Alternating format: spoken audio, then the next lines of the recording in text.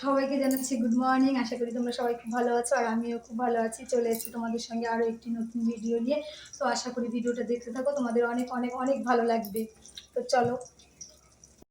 তো আমার আজকে সকালে রান্না হয়েছে সেদ্ধ ভাত।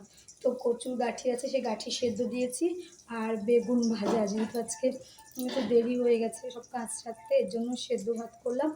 আর দুপুরে কি হবে, হয়তো মাছ হবে দুপুরে, আর কি হবে বলতে পারছি না। তো দুপুরটা তো তোমরা দুপুরেই দেখতে পাবে। আর এখন অনুকে ভাত খাই, ওকে স্কুলের জন্য রেডি করবো। তো চলো আগে অনুকে রেডি করিয়ে দিই।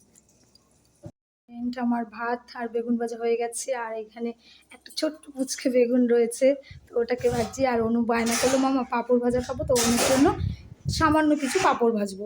এখন অনুকে আমি ভাতটা খাইয়ে দেবো, ভাতটা খাইয়ে স্নান করিয়ে ড্রেস পরিয়ে স্কুলে পাঠিয়ে ঘরের কিছু কাজ আছে সেই কাজগুলো সারবো।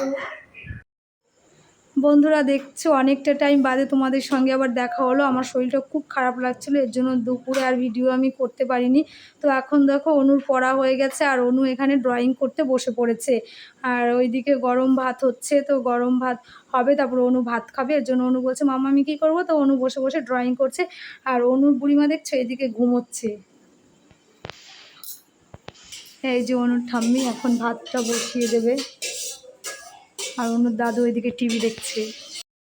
দেখতেই পাচ্ছ বন্ধুরা, আমাদের রাতের খাবার রেডি হচ্ছে। আর জানো তো একটা কথা, আমার না একদম মনে ছিল না, এই যে দুপুরে দুধ রেখেছি, তো সেটা দিয়ে এই যে রাত্রে এখন চটজলদি সিমই বানিয়ে ফেললাম। আর সবাইকে জানাচ্ছি গুড নাইট। ব্লগটা বেশি বড় করব না, সবাই অনেক অনেক ভালো থাকো এবং জীবনে অনেক দূর এগিয়ে চলো। আমার ব্লগটা যদি তোমাদের ভালো লেগে থাকে অবশ্যই লাইক কমেন্ট শেয়ার করবে।